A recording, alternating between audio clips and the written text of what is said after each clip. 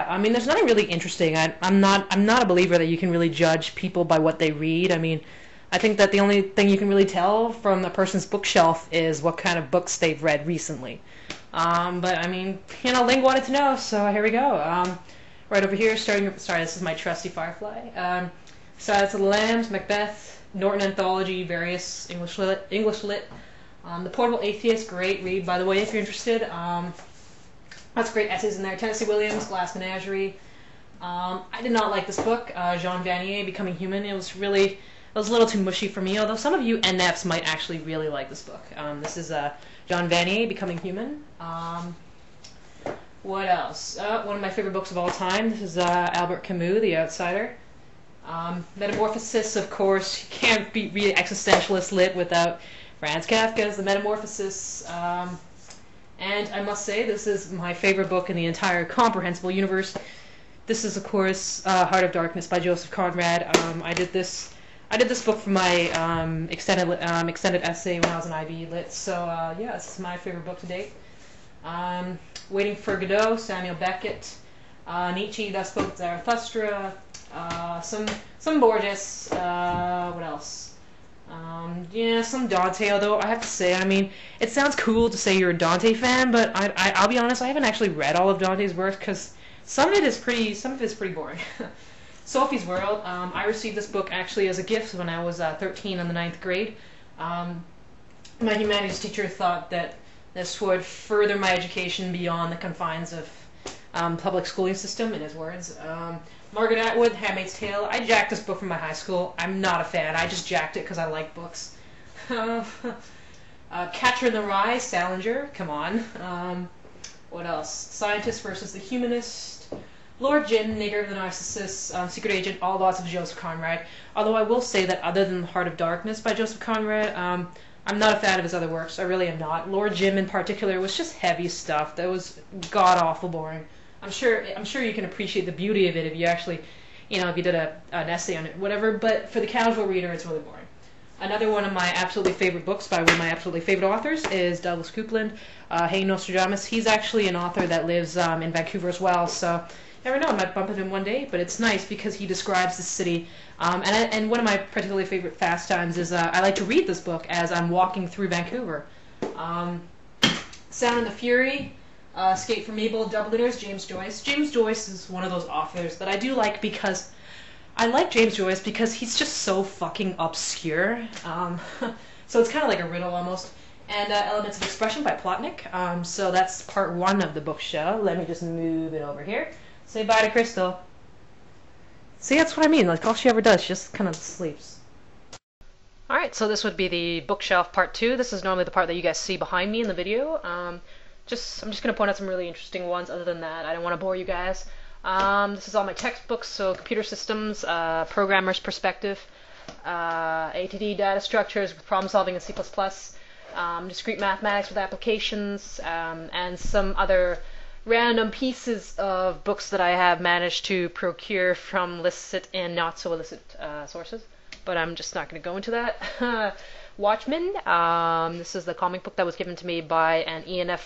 Well, she says she's an ENFP. I still remain adamant that she's an ENFJ friend to this day. This is my StarCraft strategy manual back when I was like, I think 10. This is Mindware. Oh, very nice book, by the way. I do recommend this, Mindware. It was used in my cognitive science class. What else? Blindness by Jose Saramago. This was recently a very popular film. Shakespeare's King Lear. I stole this book from my high school. I'm sorry. But, I mean, I'm not usually that much of a fan of Shakespeare, I'll be honest. I find him kind of boring. Beautiful syntax, surely, but, I mean, King Lear was one of those that I really, really liked. What else is... Okay, so on this shelf we have just some CDs. Oh, yeah, I have a molecular model set for organic chemistry, which I used in my OChem class. If anyone wants to buy it, I'm selling it for $28. So message me. This is the strategy guide for Caesar 3, back when Caesar 3 was a cool game. It is not anymore. This is my second StarCraft strategy guide, Brood War. Some physics textbooks. Oh yeah, cryptic crossword clue finder. Like I said, I am a crossword junkie. What else? Oh, very nice, very nice. Beautiful, by the way. I managed to pick this up at sale. It's Dante's Divine Comedy. Beautiful illustrations. What else is there? Oh, yeah, StarCraft, Battle Chest. Very nice. Oh, and The Sims 2. I will say to this day, I'm not that big of a fan of The Sims, but, it was cheap. It was Boxing Day. I have to say that to this day, the only two games that I've actually legitimately bought was StarCraft and The Sims 2. For everything else, there's Pirate Bay, but of course Pirate Bay is kind of dead now, so, yeah. That would be Bookshelf Part 2. Alright, so question number 5, this was asked 3 times most recently by a user called Stephanie, was, so what's behind that big white shelf that you're usually filming on? Well, here's your answer. I usually film on the other side of this, but this is the other side. This would be, there's my dog, sorry. Yeah, so that's usually where I film. That's where I have my PC right now. That's my piano, by the way, and I've got a bunch of sheet music on there because I'm actually in an orchestra.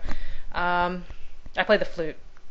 There's my other computer, my nicer one, that has way nicer graphics and a better sound system, and I use that one when I'm gaming. And what else? What else? Down below, let me just show you. There we go. That's currently my project that I'm working on. It's just some really basic circuitry I'm trying to learn. And if you're wondering what exactly the board is below it, it's actually my old makeshift Ouija board. Because I used to be into that. I was trying to prove the ideomotor effect. But yeah, so that's the other side of it. Alright, so question number 6, which was asked once, was asked by Marvin. Again, Marvin, you're a creepy bastard, because Marvin asked, how do your shoes look like? Which I have strategically placed my shoes in the bottom left-hand corner, although my dog is currently obstructing it. Crystal, move! Move, move. No, move doesn't mean stand still. Move means move. Dude! Scoot. What? Sorry. Alright, yeah, so those are my shoes. Yeah, so those would be the top 6 questions. Again, you people are really, really creepy. That's all I have to say.